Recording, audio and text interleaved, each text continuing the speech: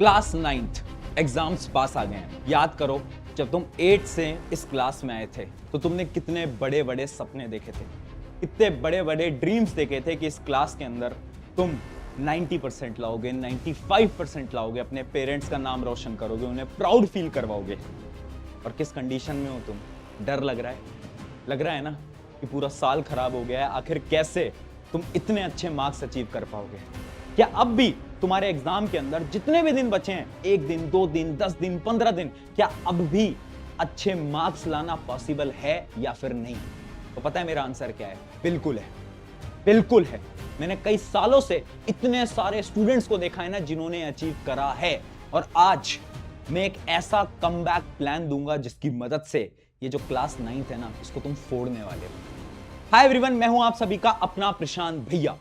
मैंने ना कुछ प्रॉब्लम्स यहां पर लिखी हुई हैं। ये सारी प्रॉब्लम्स ना आज के समय पर तुम भी फेस कर रहे होगे। प्रॉब्लम्स क्या है पहले वो देखते हैं। जैसे कि सिलेबस खत्म, अभी तक सिलेबस खत्म ही नहीं हो पाया है, रिवीजन का टाइम तो मिल ही नहीं पा रहा है। भैया हमारे तो ना कुछ ऐसे दोस्त हैं जिनका सिलेबस खत्म हो गया, उनका दूसरी तीसरी चौथी बार रिवीजन चल रहा है, और हमारे यहाँ सिलेबस खत्म नहीं हुआ है। पेपर ना एकदम सामने आ गया है, सामने। अब आखिर हम करें तो करें क्या? दूसरी प्रॉब्लम, सब्जेक्ट वाइज स्ट्रैटेजी। अरे साइंस कैसे पढ़नी है, एसएसटी कैसे पढ़नी है, इंग्लिश हिंदी, अरे कोई सब्जेक्ट वाइज स्ट्रैटेजी है भी या नहीं है? बिल्कुल है, बताऊंगा आज। अगली प्रॉब्लम, डर लग रहा है और टाइम मैनेज नहीं हो पा रहा है। एक तो अंदर से घबराहट हो रही है, ऊपर से समय है कि खत्म होता जा रहा है, एग्जाम इतने करीब आ गए हैं, पता ही नहीं चला। अभी तो 8 से 9th में आए थे, बड़े बड़े सपने देखे थे, और अब एग्जाम आ गए हैं। यार मैं ना तुझे एक सिंपल सी स्टोरी बताता हूं। एक स्टूडेंट था जो कि तुम्हारी तरह 2 साल पहले 9th क्लास के अंदर था, और तुम्हारी तरह, क्योंकि 9th क्लास थोड़ी टफ होती है तो उसकी प्रिपरेशन उतनी अच्छी तरीके से नहीं हो पाई, जिसकी वजह से हुआ क्या ना, उसके हाफ ईयरली में अच्छे मार्क्स नहीं आए, पीरियोडिक टेस्ट के अंदर अच्छे मार्क्स नहीं आए। लेकिन लास्ट के टाइम में, आखिरी के कुछ दिन बचे थे, वही स्टूडेंट जिसके हाफ ईयरली में 60% आते थे ना, फाइनल एग्जाम में उसी स्टूडेंट के 85% आए। उसने ऐसे क्या कर लिया? क्या कोई जादू, क्या कोई चमत्कार कर लिया क्या उसने? नहीं। उसने ना सिंपल से 5 स्टेप फॉलो करे थे, और वही पांचों स्टेप मैं तुम्हें बताऊंगा। बट देखो, ये पांचों स्टेप ना आसान नहीं होंगे, थोड़े मुश्किल होंगे। अगर तुम तैयार हो ना इसको फॉलो करने के लिए, तो आज तुम्हें कमेंट करना है क्या? मेरा कमबैक होगा, मेरा कमबैक होगा। खुद पे विश्वास करना पड़ेगा, खुद पे भरोसा करना पड़ेगा। ये 5 पॉइंट जो मैं बताऊंगा ना, इनको शिद्दत से, मेहनत से फॉलो करना पड़ेगा, तभी हो पाएगा, वरना नहीं हो पाएगा। एक एक करके पहले पहले पॉइंट की बात करते हैं। सबसे पहला step number 1, quality greater than quantity. उस स्टूडेंट ने मुझे बताया कि ना लोग क्या करते हैं ना, वो ये सोचते हैं कि आज ना 4 घंटे पढ़ेंगे, आज 5 घंटे पढ़ेंगे, आज तो 6 घंटे पढ़ लेंगे। ये ना एकदम झूठ बात है। ये तो तुम्हें करना ही नहीं है। टाइम टेबल वगैरह मत बनाओ। तुम क्या करो, तुम ना क्वालिटी पे फोकस करो। यानी अगर तुम 2 घंटे भी दिन में पढ़ रहे हो ना, उस 2 घंटे में तुम ये देखो, क्या तुम उस 2 घंटे के अंदर डिस्ट्रैक्टेड तो नहीं हो रहे? क्या तुम्हारा पूरा फोकस पढ़ाई पे है भी या नहीं है? ये खुद से पूछना पड़ेगा तुम्हें। अगर हाँ, तुम डिस्ट्रैक्टेड नहीं हो रहे, अरे तो छोड़ो 6 घंटे की पढ़ाई, 2-3 घंटे भी पढ़ लोगे ना तो भी काम चल जाएगा। तो स्टूडेंट ने मुझे बताया कि ये जो क्वालिटी होती है ना, कि आप कम पढ़ो बट अच्छा पढ़ो, वो बहुत इंपॉर्टेंट होता है। तब से आपको क्या करना है, रात को सोने से पहले ना डेली के अपने टारगेट्स लिखो। जितने भी दिन एग्जाम है, मान लो 4 दिन में एग्जाम है यार साइंस का, तो या मैथ्स का, एसएसटी का, जिसका भी एग्जाम है, एक लिखो डेली कि आज मुझे ये खत्म करना है ना। उसको पेपर पे लिखना पड़ेगा, सोचने से कुछ नहीं होगा, लिखो, ठीक है।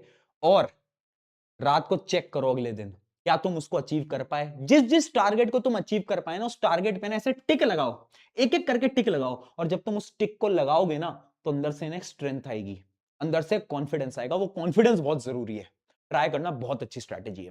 फिर आता है स्टेप नंबर 2। स्टेप नंबर 2 है smart work greater than hard work. उस स्टूडेंट ने बताया लास्ट के टाइम में ना, अगर तुम ये सोच रहे हो ना कि तुम सारे चैप्टर्स को डिटेल में पढ़ लोगे, तो एकदम भ्रम है, एकदम झूठ है। तो करना क्या होगा, तुम्हें स्मार्ट वर्क करना होगा। अगर तुम्हारे एग्जाम में बहुत ही कम टाइम है ना, तो तुम ये देखो इंपॉर्टेंट चैप्टर्स कौन कौन से हैं, या फिर तुम ये देखो कि हर एक चैप्टर के इंपॉर्टेंट टॉपिक्स कौन से हैं। और इसी को हम बोलते हैं 80-20 रूल। ये मैं तुम्हें ऑलरेडी बहुत बार बता भी चुका हूं कि 20% सिलेबस होता है, जिससे कि 80% पेपर आ रहा होता है। अब वो तुम्हें कैसे पता चलेगा? तो देखो, मैं ना आज ये काम भी तुम्हारे लिए कर रहा हूं, तुम्हारे प्रशांत भैया तुम्हारे साथ खड़े हैं, ठीक है। तो साइंस, एसएसटी, मैथ, हर एक चैप्टर के इंपॉर्टेंट टॉपिक्स मैं तुम्हें अभी दिखाने वाला हूं। इसकी पीडीएफ भी मैं टेलीग्राम पे दे दूंगा, टेलीग्राम की लिंक डिस्क्रिप्शन में ज्वाइन कर लेना। फॉर एग्जांपल ये रही एसएसटी का 80-20 रूल। अगर आप ध्यान से देखोगे तो हिस्ट्री का जो चैप्टर है फ्रेंच रेवोल्यूशन, उसके कुछ ये वो टॉपिक्स हैं ना जिनसे सवाल आता ही आता है। तो तुम्हें क्या करना है, पढ़ना कैसे है मैं बताऊंगा, लेकिन ये जो टॉपिक है ना, इन टॉपिक्स के क्वेश्चंस प्रैक्टिस करो, इन टॉपिक्स को ध्यान से पढ़ो क्योंकि इन टॉपिक्स से सवाल आएंगे। अगर मैं बात करता हूं नाजिज्म, सोशलिज्म, ऐसे हमने क्या करा है ना, हर एक चैप्टर को डिवाइड कर दिया कुछ इंपॉर्टेंट टॉपिक्स के अंदर। तो अब आपको बस ये पीडीएफ उठानी है और ये जितने भी इंपॉर्टेंट टॉपिक्स लिखे हुए हैं इन टॉपिक्स को फटाफट से पढ़ लेना है। ऐसी सेम चीज मैंने आपको ऑलरेडी दे रखी है। ये तो पूरा एसएसटी हो गया, ज्योग्राफी खत्म हो गया, इकोनॉमिक्स खत्म हो गया, एंड साइंस। साइंस की भी अगर मैं बात करूं, तुम किसी भी सीनियर से पूछ लेना, किसी भी सीनियर से, जो भी तुम्हारे स्कूल के सीनियर हो उनसे पूछना, क्या एटम एंड मॉलिक्यूल पे फाइनल एग्जाम में एक क्वेश्चन फॉर्मूला मेकिंग पे आया था या नहीं आया था, वो तुम्हें रियलिटी बता देंगे। क्या मॉलिक्यूलर मास पे क्वेश्चन आया था, क्या लॉ ऑफ केमिकल रिएक्शंस पे क्वेश्चन आया था या नहीं आया था, वो खुद तुम्हें बता देंगे। ठीक है, तो इस सारे के सारे वो इंपॉर्टेंट टॉपिक्स हैं ना जो कि पूछे जाते हैं। ऐसा ही सिमिलरली मैंने क्या करा है, मैथ्स के लिए भी बना दिया है। अब मैथ्स के लिए तुम्हें क्वेश्चन प्रैक्टिस करने की जरूरत होती है, वो मैं समझ रहा हूं, लेकिन ये इंपॉर्टेंट टॉपिक्स हैं, इन इंपॉर्टेंट टॉपिक्स के क्वेश्चन बड़े ध्यान से लगाना। फॉर एग्जांपल मैं बात करूं नंबर सिस्टम की, तो ये रहे कुछ कोऑर्डिनेट ज्योमेट्री, जो कि एक बहुत इंपॉर्टेंट पार्ट होता है, उसके अंदर भी इंपॉर्टेंट टॉपिक्स मैंने सारे के सारे लिख दिए हैं। अब देखो, हर एक स्कूल के अंदर पेपर तो अलग बनना है, तो मैं अगर आपको कुछ 10 क्वेश्चन दे दूं और मैं तुम्हें ये बोलूं कि इन्हीं से ही सवाल आएंगे, तो ऐसा पॉसिबल नहीं, क्योंकि हर स्कूल का पेपर अलग होता है। लेकिन इंपॉर्टेंट टॉपिक्स से सवाल आएंगे, यस बिल्कुल आएंगे। तो आपको थोड़ा सा स्मार्ट वर्क करना है, सारे के सारे इंपॉर्टेंट टॉपिक्स को नोट डाउन कर लेना है और इन इंपॉर्टेंट टॉपिक को पढ़ना है। ठीक है, अब आपको 2 स्टेप समझ आ गए होंगे। अब हम बढ़ते हैं तीसरे स्टेप की तरफ। तीसरा स्टेप है कि आखिर पढ़ना कैसे, हाउ टू स्टडी।